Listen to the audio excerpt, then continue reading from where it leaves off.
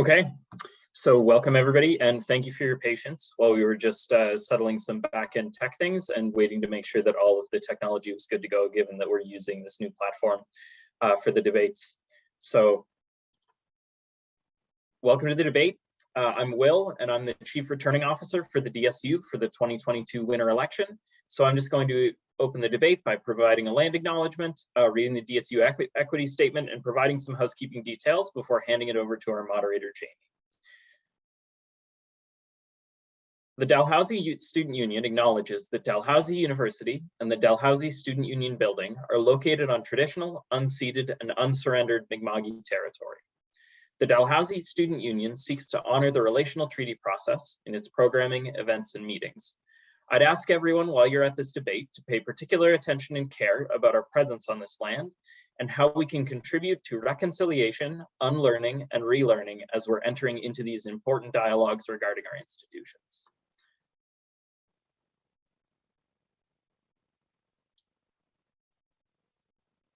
And now I'm just going to quickly read out the DSU equity statement.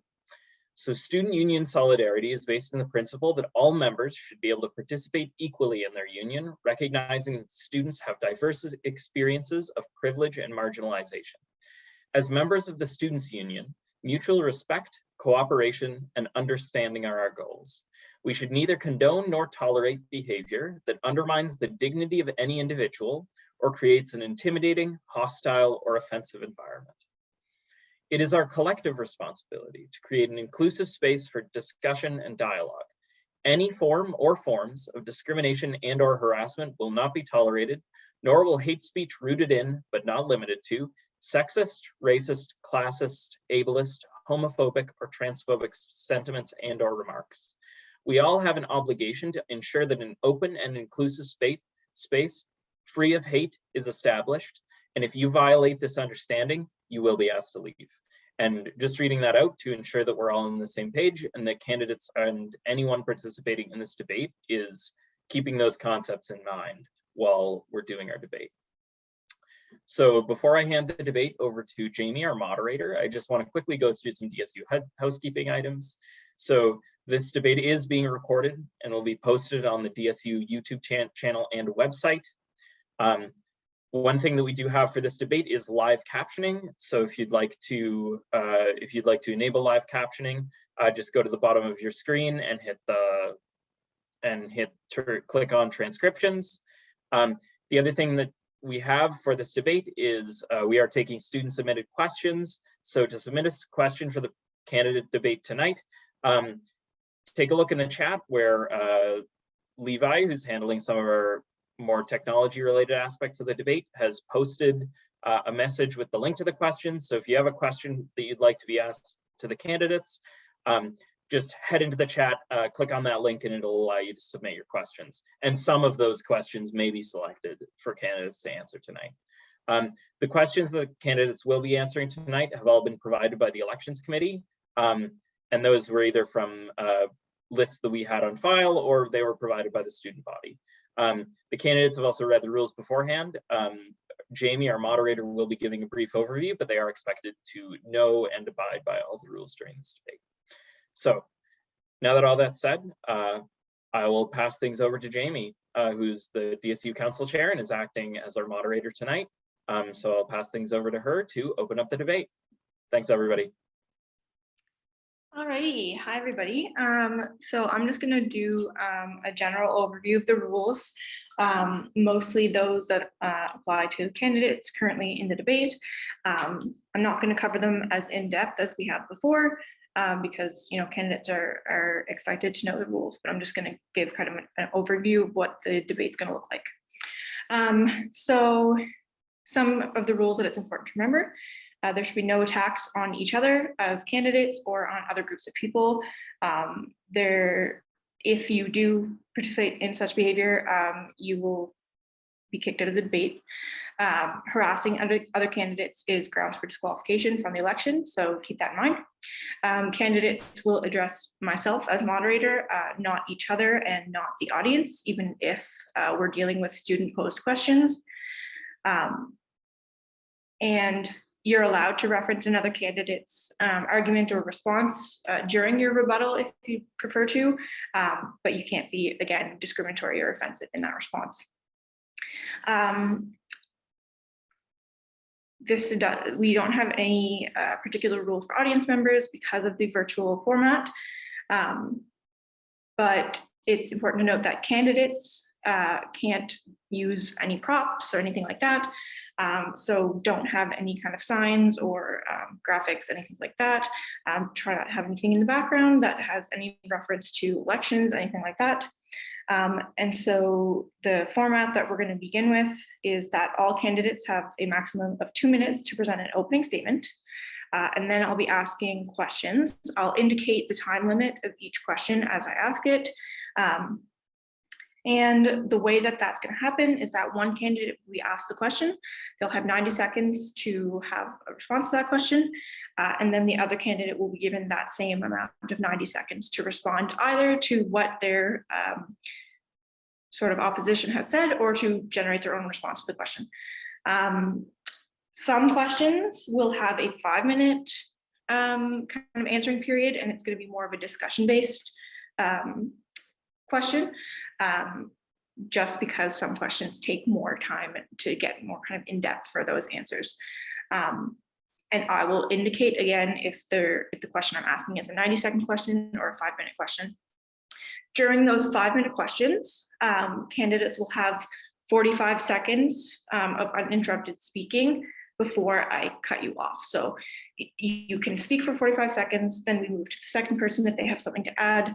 And that just ends when people don't have anything left to add for that question. So we don't have to go to the 5 minutes of the 5-minute questions. It's just so we have enough time to get back and forth. And then once we're finished the question period, each candidate gets 1 minute for a closing statement. There will be a break, kind of as much as we can approximate the middle of the debate this evening. We'll have a break, and that'll be approximately 10 to 15 minutes, whatever seems to be best for people. And just a reminder that anybody who's not speaking should have their microphone off, and anybody who is not a candidate should have their camera off and the microphone off. And just kind of a reminder on timing, if you do go over time, Zoom does have a function where, Democratic or not, I can cut you off. I'm going to mute you if you go over your amount of time. So just be aware of the time that you're using. I will give a time signal of 20 seconds remaining, and I'll flash this in front of the camera. I'll wave it around and stuff to make sure that you see it. So that just means you have 20 seconds left. So kind of wrap up your remarks. Like I said, everybody should have their cameras off except for candidates. Candidates, again, if you are not speaking, have your microphone on mute. And I think that should be everything. I'll start timing when you begin to speak. If you need the question repeated or anything like that, that's fine. That doesn't start the timing. And for the 5-minute type questions, the timing will only begin when somebody begins the discussion. And for those 5-minute questions, what I will ask is that whoever comes up with something to say first either uses a raise hand function or just raises their hand so that I can alternate between you. And the way that we will begin debate is by alphabetical order of last names. So Mazen, you're going to go first. And then for questions, I will rotate it just to make sure that we get a fairness of speaking first and potentially rebutting. And so that'll look like if Mazen goes first on one question, then the next question, Aparna will go first. Then I think the last thing to cover is just transgressions, so fines and penalties that we might kind of deal with. And this is just things you should not be doing during debate. Don't cut each other off. I will tell you when you are finished speaking. And if you go over time, I will cut you off. Sorry, the lights just went off in the room for some reason. If you go over time, I will cut you off, so don't cut each other off. Don't interrupt each other. Even though some of these questions will be student submitted, you won't know who the student is, but don't like engage with that student. Don't talk to that student. Like I said, you're talking to me, the moderator. So don't refer to the audience. Don't refer to the students that may or may not be watching. Make sure everybody's using proper pronouns. And I will, when we begin debate, I'll just get everybody to introduce themselves. You know, then it can get more serious. You know, don't cut each other off for the purpose of saying something that you think is better or negating somebody else's speaking time. And if I tell you to stop speaking, I will mute you, but if you try to continue speaking, that can be a transgression as well. That might be fine. And then of course, you know, no offensive language, no offensive behavior. Don't provide any personal information about anybody. Don't spread or imply false information or harmful information. And don't incite any type of hatred. I think that should be everything that is relevant for actually conducting the debate. Does anybody have any questions just before we kind of get into it?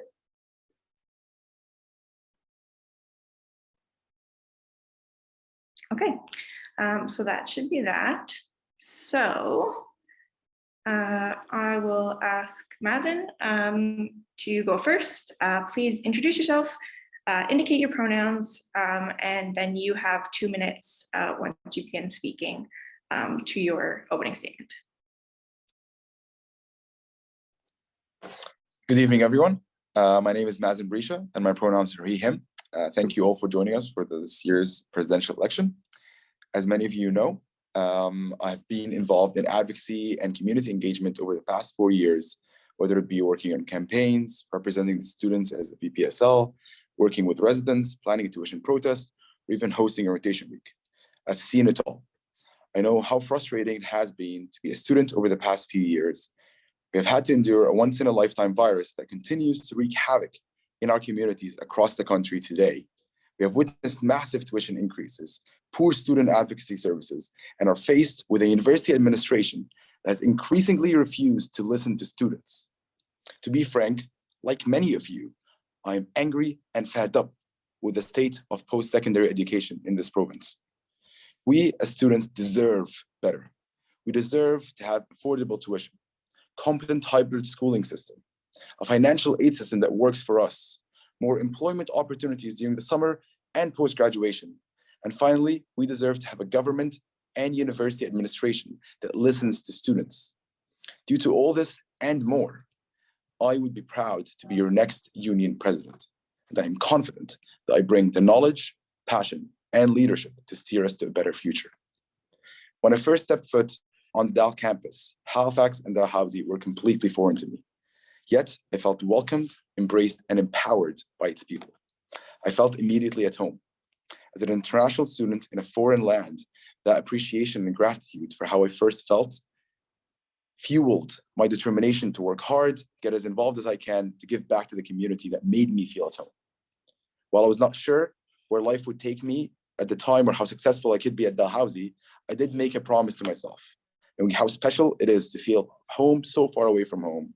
I promised myself to take every opportunity possible to make others feel as welcome and as empowered as I did on my first day here. Running for DSU president today is the culmination of that promise. It is a vow renewal to continue to work my absolute hardest to give students a better university experience. In order to rebuild this union to better serve you, I humbly request your support on March 14th. Thank you. Thank you, Mazen.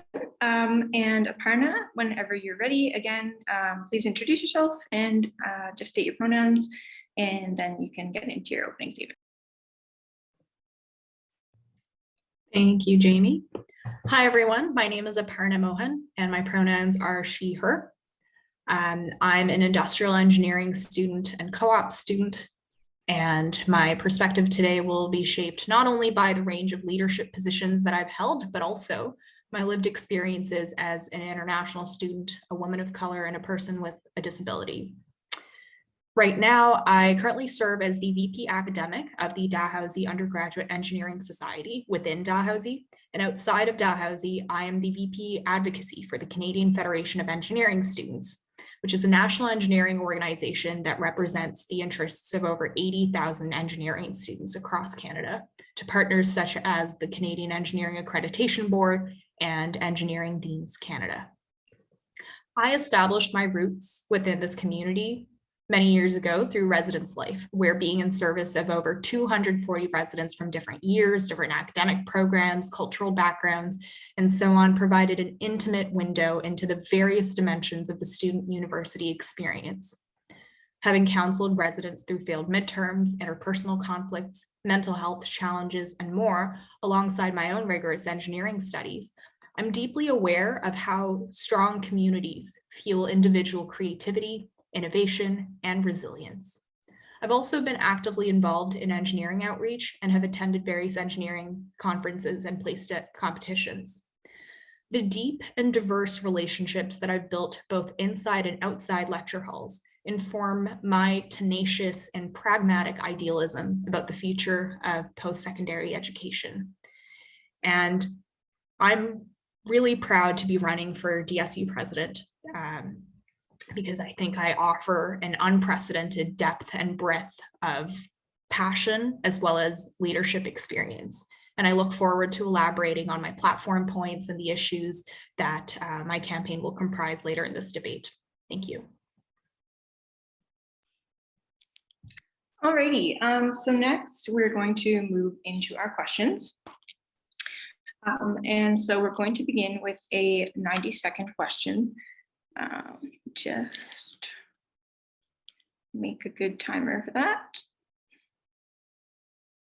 Yeah, okay, so we're going to begin with a 90-second question. Again, I'll be giving a 20-second warning, and we'll begin with Mazen first, and then Aparna, and then we'll keep switching throughout the questions. And so our first question on the docket tonight is, why are you running for president? So Mazen, whenever you're ready. Thank you, Jamie. I'm running for president here today because over the past 4 years, I have been empowered by students of Dalhousie, by the community that Halifax brings together, that's diverse and that is resilient to be a better student and better serve your community. One of my main mottos in life is that I aspire to leave more behind than I've received myself. And over the past few years of my involvement with the union, I've realized that there is a lot more improvement that needs to be done to better serve students. I believe the union has fell short in terms of representation to students and in terms of services to students. And that can be seen by the engagement opportunities that are presented and by the accessibility of these engagement opportunities. As president, I vow to change that and I aspire to change that. So in a nutshell, I am running to be DSU's next president because I want to leave behind a better DSU for students. Thank you. And Aparna, so same question, why are you running for president? Thank you for that question. I'm running for DSU president because it is the logical extension of all of the different pieces that I've put into place, all of the different relationships that I've built over the past 5 years. All of these pieces that were put in as a Board of Governors student representative, as a Senate representative, as a interim DSU executive, as a counselor, as a leader within a national nonprofit organization. I've really toiled and worked nonstop to strengthen this community that has empowered me to become the leader that I am today. And I really look forward to giving all of that back and putting those pieces together as the DSU president next year.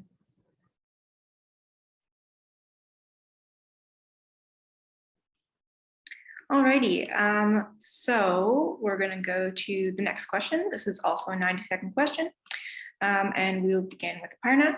So the question is, what do you think is the most pressing issue to the Dalhousie community right now? Thank you for that question. Without a doubt, you've seen all the candidates talking about it. It would be tuition. And there's a lot of discussion about it. There's a lot of emotional investment in this issue, a lot of different theories as to what works and what doesn't. But what I see as the most pressing issue is tuition, because every other campaign issue comes back to tuition, whether that's housing security, food insecurity, the quality of our education, social mobility after we graduate. They all come back to how much we are paying right now for an education, the value proposition of this post-secondary education in an ever-changing world, especially one that's been through a pandemic. And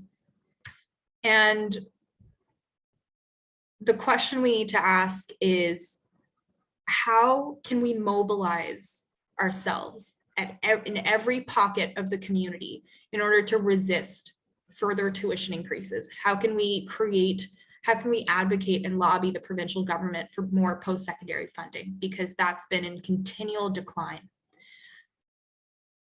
Not having the disposable income necessary to meet all these other needs makes tuition the most pressing issue. Thank you. So Mazen, same question, 90 seconds. What do you think is the most pressing issue to the Dalhousie community right now? Thank you for that question, Jamie. Well, I think it's a very difficult proposition to try and summarize our issues that the housing students face into one issue. I believe there are two ways of addressing this. While I do agree with Aparna that, of course, tuition increases are a horrendously important and pressing issue that affect Dalhousie students today. Of course, mobilizing a central approach to tuition reform to Dalhousie University is one of my central goals as president. I don't think it's the biggest issue that affects our union today. I think the biggest issue that affects our union today is student engagement. The fact that voter turnout in the past winter election was about 10.7%, and the fact that today at this presidential debate we have approximately 30 students participating, including moderators, that shows that for us to do anything in the future, including launching a mobilized approach into tuition reform, we need to have a better approach to student engagement. Because of this, I aim to create a student outreach strategy and implement a streamlined student concern portal and ensure that there's a futuristic plan that incorporates every single facet of the university community into engaging them further. Without proper roots and fundamental roots and foundations of student engagement, none of the goals that we will have in terms of food insecurity, mental health, or tuition reforms can be achieved. So because of this, I think it's the most pressing issue facing our union today. Thank you. Thank you. Sorry guys, I'm just gonna see if I can find a way to turn off the timer that's turning these lights off. Just give me 1 second.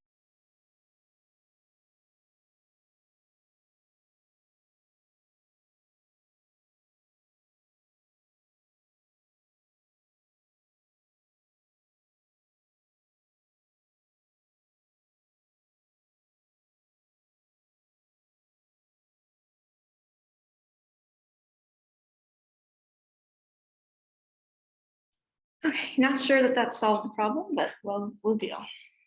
Okay, so our next question is a 5-minute discussion question. And so like I said, the way that we're going to run this is somebody raises their hand to speak first, and then we'll rotate back and forth. 45 seconds of speaking time back and forth until the 5 minutes is complete or until discussion is ended. And so rotating our rules, Mazen, you'll be answering this question first. If you have something first, doesn't really matter on these discussion-based questions. But the question is, how do you plan on supporting marginalized groups on campus in your role? So whoever has something to say first, please raise your hand. Go ahead, Mazen. Apologies, I'm still muted. Great question.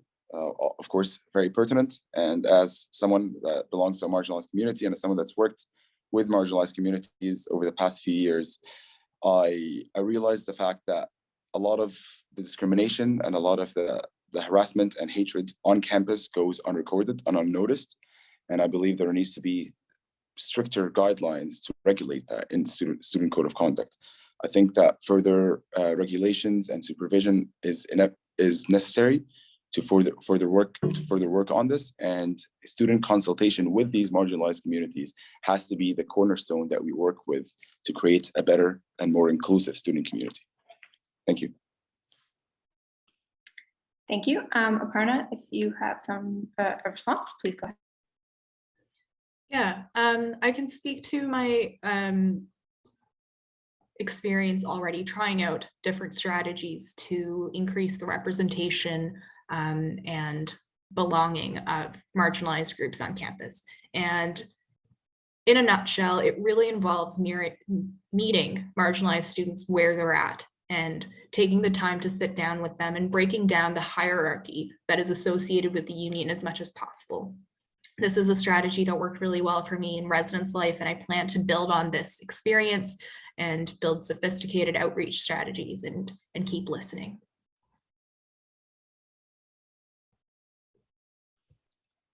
Go ahead, Mazen. Of course, I fully agree with Aparna that a strategy and an outreach strategy is an excellent way of addressing this issue and addressing marginalized communities. However, in my experience working with marginalized communities and sitting down and having these conversations, I found that most of the time there tends to be external factors that prevent them from gaining the help or support they need, other than just hierarchical issues with the union. I think a lot of it has to come down to education and launching certain education platforms. That is something that I worked with while recruiting people for residents as an RA, and it's worked really well. And due to this, we were able to change certain code of conduct regulations in the protocol, which alongside working with marginalized communities, we believe helped a great deal in lowering cases of discrimination in residents. So that's an experience I'd like to bring forward as president. Any further discussion? Remember, you don't have to fill the 5 minutes as long as you feel that you've said what you want to say on the question. That's totally fine. Good. Go ahead, Mazen. Apologies. Something else I wanted to add was also the need to work with provincial marginalized communities and also national marginalized communities, as well as to try and occupy the Halifax government as much as we can. I've had very good conversations with Andy Fillmore during his campaigning period about how we could incorporate marginalized communities further into the Halifax community. And the conversations usually revolved around the idea of Halifax being one of the greatest zones in the country for immigrants and people of different ethnicities and people of different groups, and how we can ensure that our diversity becomes the key propeller to our empowerment in the future. So hopefully working with provincial and national government would help as well. Go ahead, Aparna.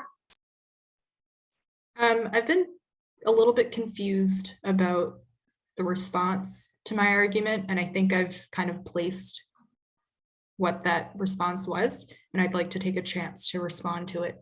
I believe the response to what I said was that, the hierarchical nature of the union doesn't matter as much as education and awareness. And I strongly disagree with that. I just spent February 2022 running a national survey for the CFES that collected a record-breaking 5,000 responses from across the country. And it was the hierarchical nature and expecting people to meet us where we are, as opposed to going and meeting students where they are and visiting these pockets of the community, especially where marginalized students congregate. That's what really helped. And I was able to prove that this outreach strategy works, and that's what precedes the education and awareness building.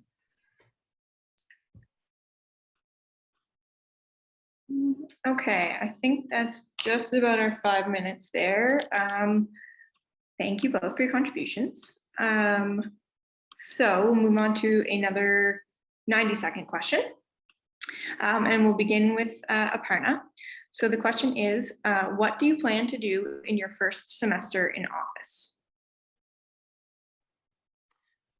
One of the things that I've talked about in my campaign and in my interview with the Gazette is, again, breaking down kind of the hierarchy, and to touch on what I was just talking about. I'd like to really make the DSU executive as much of a presence as possible and a familiar face. I was able to do this in Senate when I, started my own kind of weekly newsletter and emailed all of the student leaders within the engineering faculty about relevant advocacy issues. And one way I plan to do this, hopefully in a post-pandemic world, is attending faculty council meetings, attending events and programs put on by the community, and listening to people and striking up conversation and noticing what draws people together and what doesn't. And I'm hoping that this series of listening to people from across the community will be an effective foundation for shaping some of the platform points that I've been talking about throughout my campaign. Thank you. And Mazen, so I'll just repeat the question. What do you plan to do in your first semester in office? Thank you, Jamie, for the question. My first semester in office would be the summer. So that's also a very important factor to consider. And that obviously shapes the tasks that president has to do. So for example, a lot of what Aparna had mentioned wouldn't be as well. They're incredibly important points. Summertime might not be the most important time to complete these tasks. However, for the summer, as a former VPSL, I'll be taking a lead role on planning the orientation week, which is a skill that I believe I possess, as I've hosted a successful orientation week last year. And seeing as we don't have a VPSL as of right now for next year, the president will have to take the lead role on this in the planning. Additionally, this will be the best time to lay down the groundwork for the next year in terms of fostering a campus community that is effective and that is empowering. That will be done by teaming up with the provincial government, as well as consultation meetings with the marginalized community and the rest of Dalhousie. So summer will be all about planning and putting down the cornerstones and the groundwork for a successful and integrating academic year 2022-2023. So yeah, I hope that answers the question. Alrighty, thank you. Next, we have a second 5-minute question. And so the question is, how do you plan on supporting students during the COVID-19 pandemic and in a post-COVID return? So whoever would like to speak first. Go ahead, Mazen. Thank you, Jamie. Of course, very, very pertinent questions, as I'm sure we've all experienced the side effects of COVID-19 in some way over the past 2 years. I think from an academic perspective, and the implementation of a hybrid learning model is an essential aspect of the future of universities in general. And I think it's very important, along with consultation with students, to work with Dalhousie University to implement that into the next year and the next years as well. Furthermore, another important aspect of that is food insecurity. I believe it's very important to increase funding to ensure that students are more food secure on campus, as it's something that has increased exponentially due to COVID-19. Thank you. Perfect. Okay. Aparna. Thank you, Jamie. During the remainder of the COVID-19 pandemic, as well as in a post-COVID-19 world, I think we really need to understand that we're not returning to normal. We have to craft a new normal and compose new narratives to shape the university experience. There's a lot of disillusionment and disengagement within the community with what is traditionally associated with post-secondary education. And one of the things that I've been repeatedly hearing from students is how important some of the accessibility measures that were taken during COVID-19 were, and the importance of preserving those. A lot of our students with disabilities have gone years and years advocating for these simple supports that the university kept denying them, only to have them delivered within such short notice as soon as it affected everybody. So the resources to Apologies, Aparna, I've had to mute you just for the timing. If Mazen, do you have a point of do you have another point in discussion? Yeah, okay, Mazen, go ahead, and then Aparna, we can come back to you.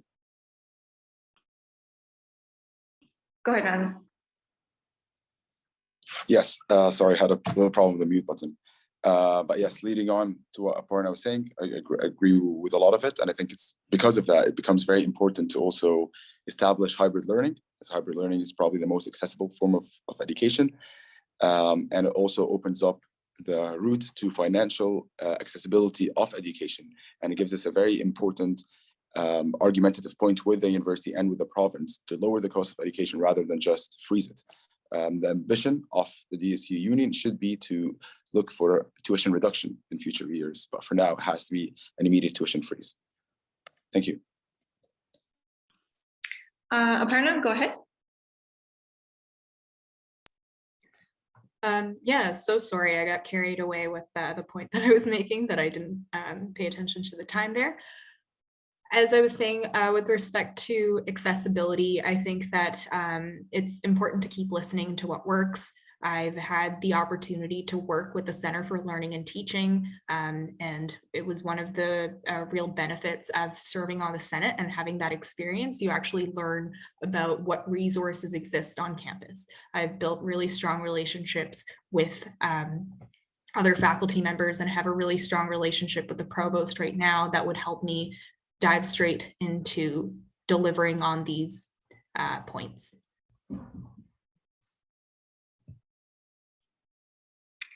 All right, further points in discussion? Go ahead, Mazen. I think accessibility is very important, and seeing as Aparna mentioned it, I'd like to add on to the points. I think it's, of course, I've been in communication with a lot of students, particularly about the House's accessibility system, academic accessibility and regular accessibility. And one of the main complaints I've received was that the accommodation process currently is not student-centric, takes too long, and does not take most of the needs of a 21st century student into account.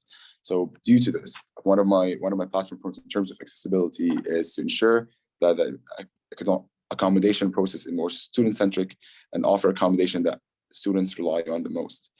And yeah, that will lead to improvements in social supports as well. I yield my time back to you, Jamie. And Aparna, we have time for one more speaking point if you have something. Yeah, I think I want to make a broader point about how important relationship building is within the student union and within student leadership roles, especially when you're advocating. So much of what I was able to accomplish was after I built the credibility and kept showing up in different places. And because of the strong policy frameworks that do protect, faculty members as well as administrators, a lot of what needs to be accomplished requires a culture change. And culture change is something that I do have a lot of experience helping initiate through strong relationship building competencies. All right, so that's 5 minutes. Thank you both for your contributions. And so we'll have one final question for the break, and this is another 90-second question. And so to reverse the order of the last 90-second question, we'll begin with Mazen. So the question is, how do you plan on ensuring the rejection of the proposed increase in tuition?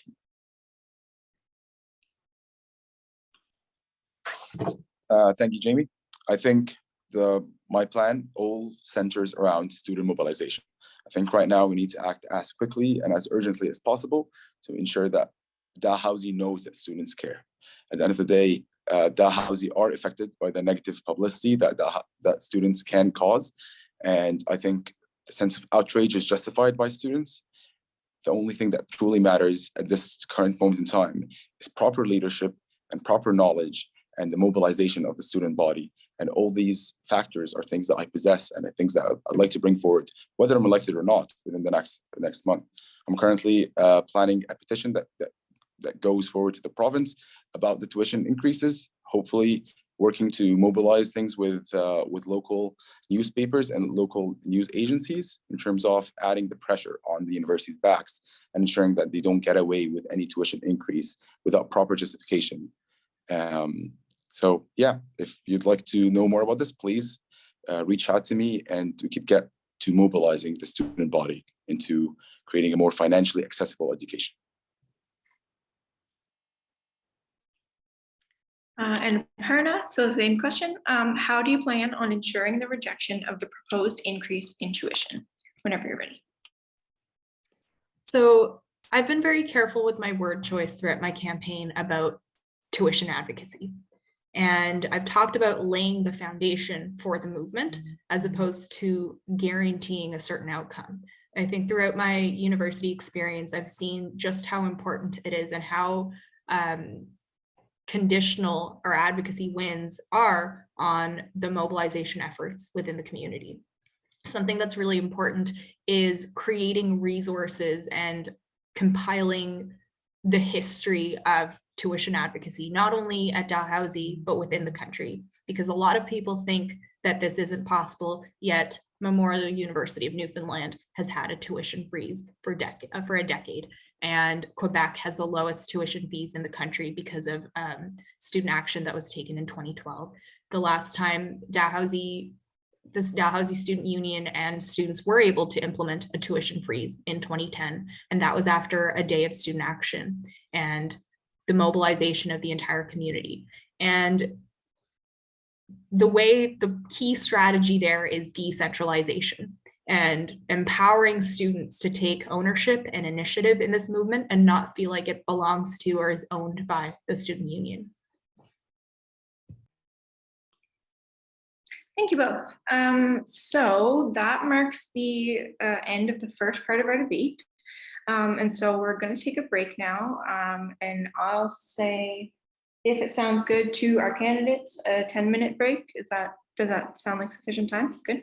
Okay, so we will return at 8:32 p.m.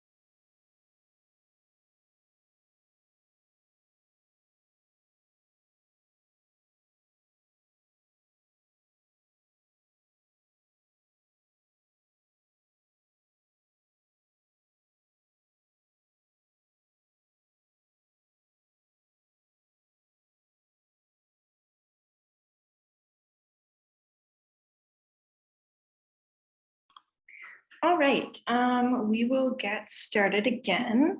I'll just wait for Aparna. Hello, okay, perfect.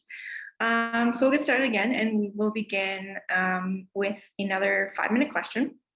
I just wanted to correct something I did in the first half of the debate.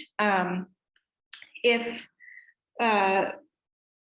both candidates get a chance to speak and the next candidate up in the kind of rotation of 45 seconds doesn't have anything to add, we end debate. We don't allow for back-to-back, but that was my fault.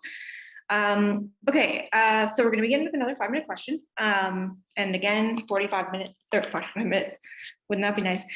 45 seconds of speaking time each, and we'll rotate back and forth until 5 minutes is up.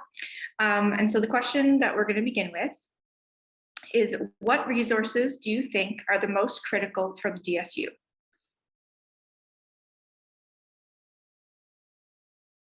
Go ahead, Aparna. It's definitely the amount of face time that we get with administrators and the relationships that we get to build with them. That is undoubtedly something that I felt that was truly different and was a game-changing addition to my roster of strategies as an organizer on campus when I shifted from, just being on the Senate versus the Board of Governors to a DSU executive that gets to attend regular meetings with senior leadership and, even text them. I would text them about international students that needed help on a Friday night. So that, in my opinion, is one of the biggest resources. Thank you. Mazen, go ahead. Sorry, I'll repeat the question. What resources do you think are the most critical to DSU? Thank you, Jamie. I believe without a shadow of a doubt, the most important resources for the DSU are the communication channels that the DSU presents and the communication channels that the DSU upholds. The main reason for that is that without the most effective communication channels possible, without being able to educate or inform the housing students on what's going on, what kind of campaigns or initiatives that DSU have been launching, success is impossible without proper communication channels, whether that has to do with tuition reform or simple event management or any campaigns that I've hosted as a VPSL. Communication channels have always been the most important resource DSU holds. Thank you. Aparna, any further either response or answer? Yeah, and I think to borrow from one of the points Mazen himself raised earlier, without the necessary engagement and relationship building between the student union and the student body, I think that a lot of those communication channels can definitely fall flat. And I hope that, whatever way that this election goes, students are able to leverage the resources available to the student union because whoever is in the leadership is able to build and prioritize that engagement. Thank you. Go ahead, Mazen. Of course, I definitely agree with Aparna on that. The fact that I think one of the main dangers that DSU as a union holds or faces is its resources going to no use or its resources going unused, or the fact that, for example, our mental health resources don't have the highest usage or accessibility rate. That's why things like the Mental Health Forum or the Mental Health Committee, which I've started this year, help with that, ensuring that students get the necessary accessibility to the resources that already exist. For the most part, all the resources that students need are already existing. However, connecting them to these resources has proved to be particularly difficult over the past few years. Just something I hope to change. Aparna, any further discussion? Go ahead. Yeah, it would be good to hear from a current exec about what worked this year in increasing the engagement. In my case, I filled an interim role, so I definitely didn't have the chance to see through some of the foundation I built during the months that I was on. And I agree. And I think that one of the ways that I've role modeled and demonstrated how committed I am to that engagement has been seen through how rigorous and robust my campaign has been, and the strategies there definitely foreshadow what I would do in office. Thank you. And yeah, Mazen, we have time for one more speaking point, so go ahead. Perfect. Just to answer Aparna's question about what has proven to be successful in terms of increasing engagement, a lot of it has had to do with making sure that there's a very specific and expansive student engagement plan and student outreach plan, which is something that we've been working on this year. Additionally, which is something I believe we both sort of share a passion for, which is residence and incorporating res life into as much of our planning as possible, and ensuring that the proper communication channels are there to distribute and inform students of any events or any campaigns that we're holding. Thank you. Okay, thank you both. So next we're going to do a 90-second question, and we'll begin with Aparna. And so the question is, what is one unique thing that you bring to the role, and how do you plan on putting it in action? Thank you for that question, Jamie. I've definitely talked about this before, and at the risk of maybe sounding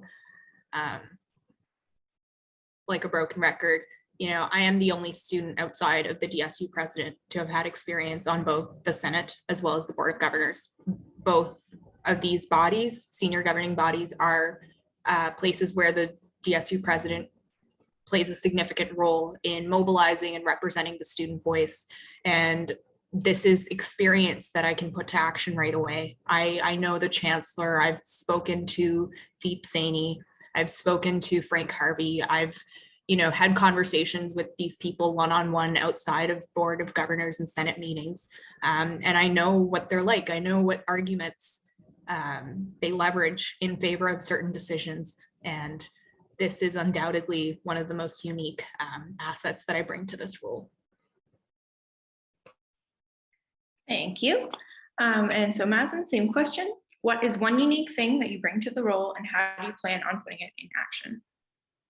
I think something that's very unique that I bring to the role is my outside of the housing experiences. Let's say my national experiences and my governance bodies experiences expand Dalhousie University and the DSU exponentially.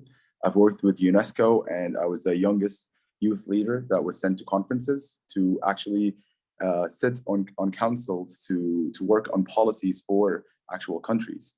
I've represented my country. I was the youngest representative to represent my country at an international conference to work on policy changes and policy reforms to be put forward in Egypt. I was able, luckily, to work with the United Arab Emirates and their board of female empowerment in sports council as one of the youngest members on that committee as well, to ensure that there is more student representation in the United Arab Emirates amongst the female population there. So these are a lot of very unique experiences that I bring that are going to show how unique my perspective is going to be in terms of addressing any concerns that students flag, particularly towards student tuition reforms. I think Aparna's experiences have been exponentially useful and really make her stand out. However, I believe this union needs a fresh new thinking in terms of approaching these issues. I believe we all know how Deep Saini thinks and the arguments that they levy. However, addressing these arguments, I believe they require a very nuanced and brand new approach. Okay, thank you. Sorry, Aparna, there's no further response. No worries.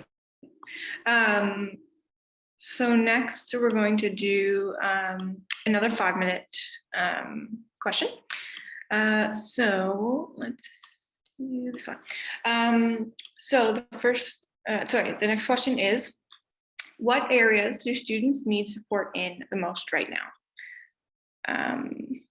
Let me just, Aparna, if you have something to say, I will let you go first, just because it's for evenness. Go ahead, Aparna. Yeah, no worries. Something that I'm intimately familiar with is that a lot of our students are amidst a mental health crisis at the moment. I've had the opportunity to serve as a panelist during a mental health awareness week panel that brought together 5 students from across the university to speak to faculty and staff members directly, and the experiences of students across campus and the difficulties that students have in accessing and continuing to build on their first interactions with the mental health services that they have to offer. This is one pressing issue that I'd really like to address as DSU president. Thank you. Mazen, I'll repeat the question. What areas do students need support in the most right now? Go ahead. Thank you, Jamie. I think because of how unique our circumstances right now, there are multiple areas that we could possibly discuss. I think personally, food security is the most pressing issue that is affecting students today. I think if there is one student that is not food secure, then we have failed as a union and we have failed as a society. And this is the direct quote of one of my questionnaires, as a direct quote of what I was telling Andy Fillmore upon our conversations, is that student food security has to be one of our most important goals to achieve as a union. And I plan to put a clear action plan in terms of getting us where we need to be in increasing funding and increasing accessibility of food on campus. Thank you. Aparna?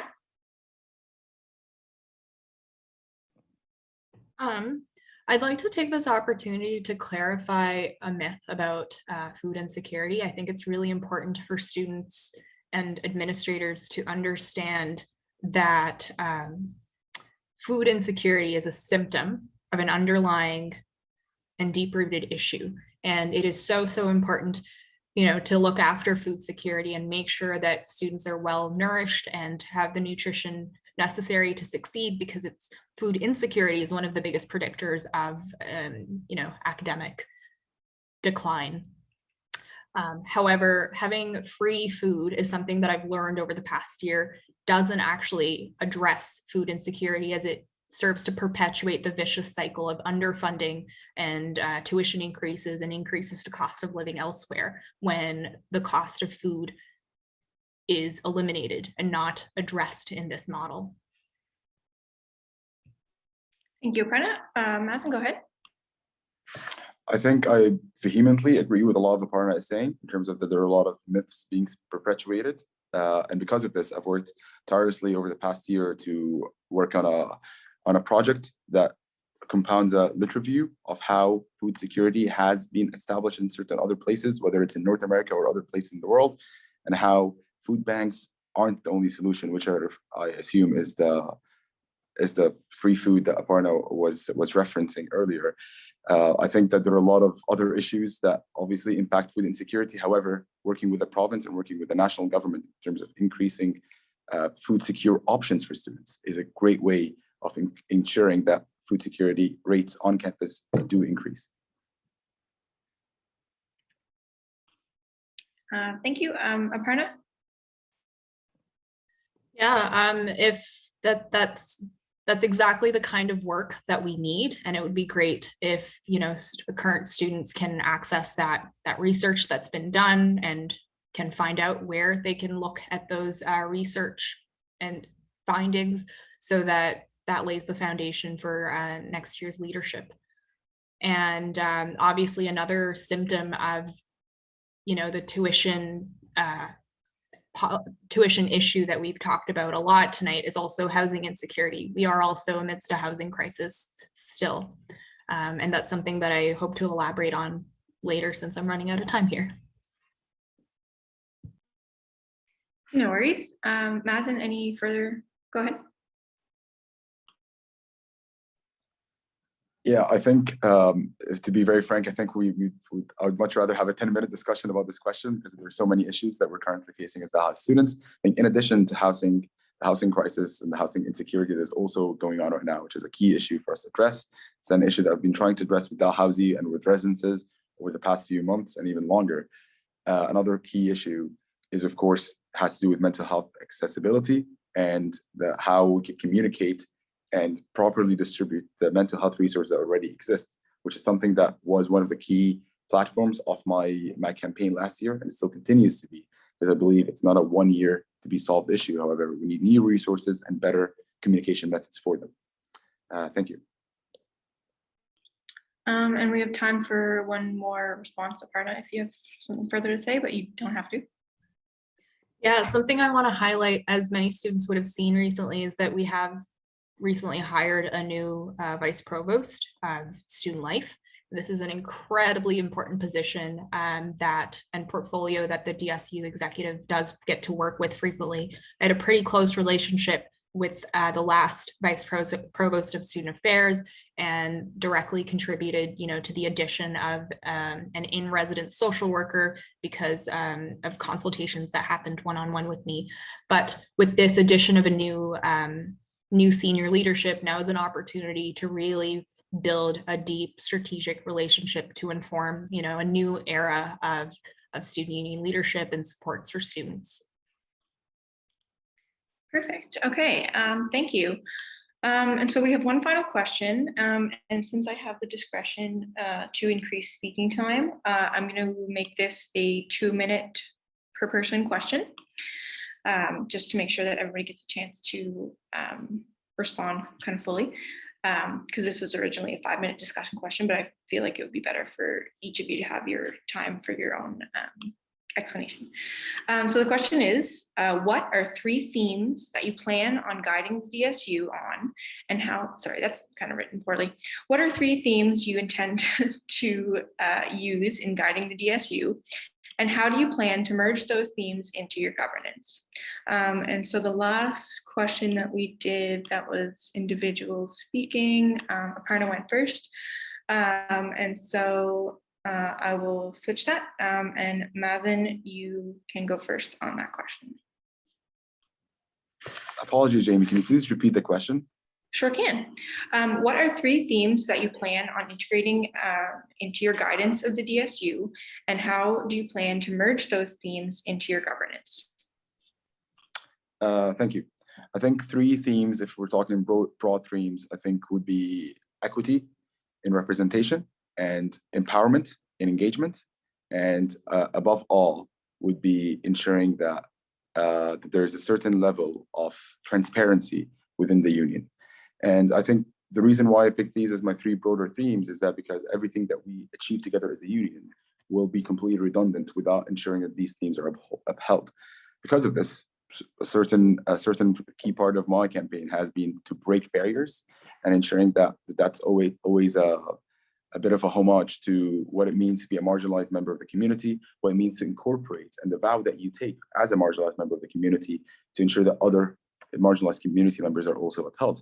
An example of how I've done this in governance and in application over the past year was, for example, the inaugural Eid prayer that was performed on Studley campus.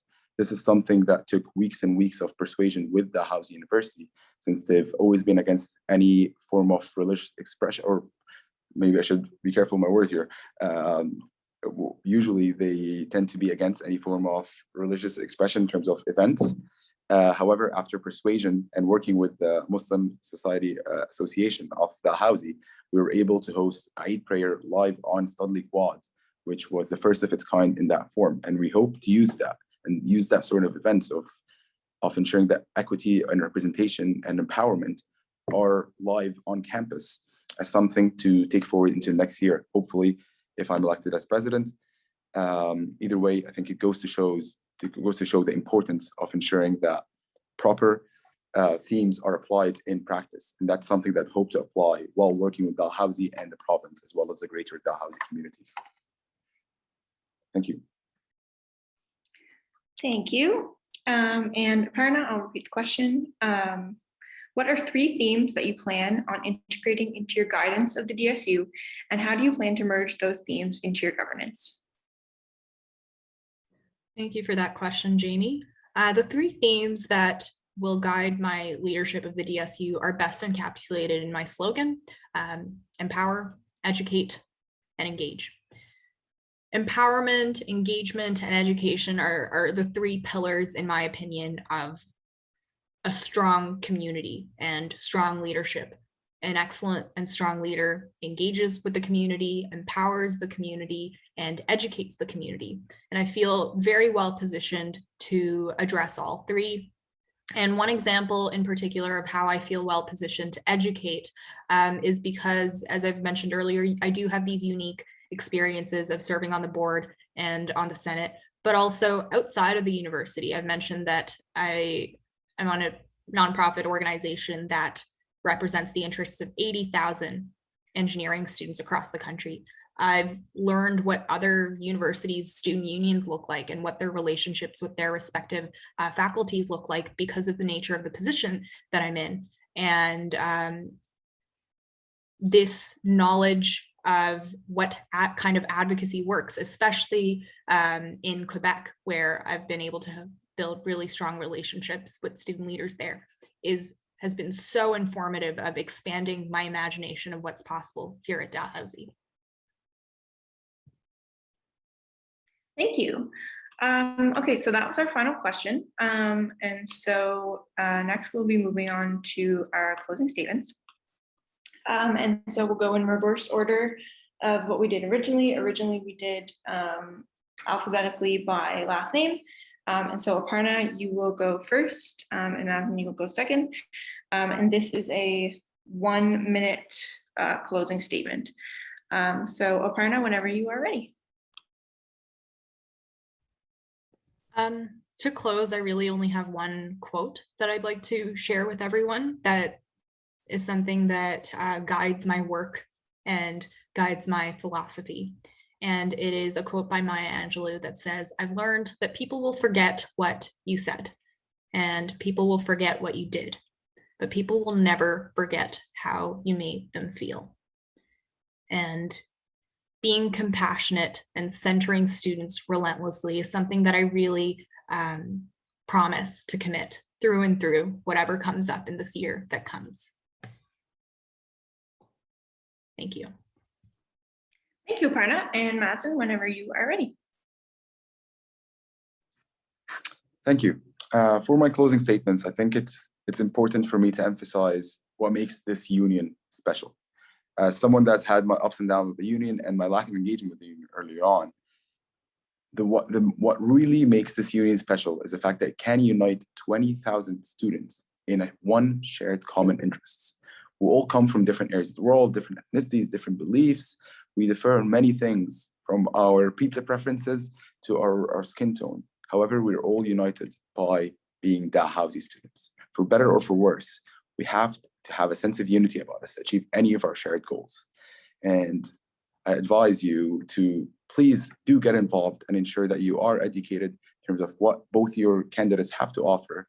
And I hope that you'd do me the honor of voting Mazen Brisha on March 14th and checking out my platform and campaign ideas on Mazen_DSU on Instagram, as well as reaching out for any questions.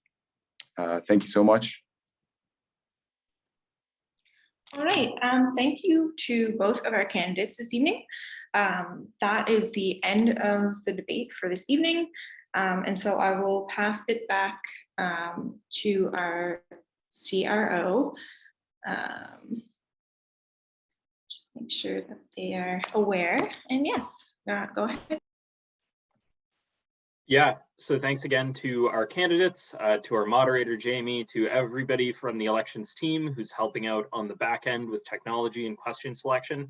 And thank you to all the audience for coming. We really appreciate you being here to help participate in the democratic process. We have more debates this week. So we have debates or question and answer sessions for races where candidates are running unopposed every night.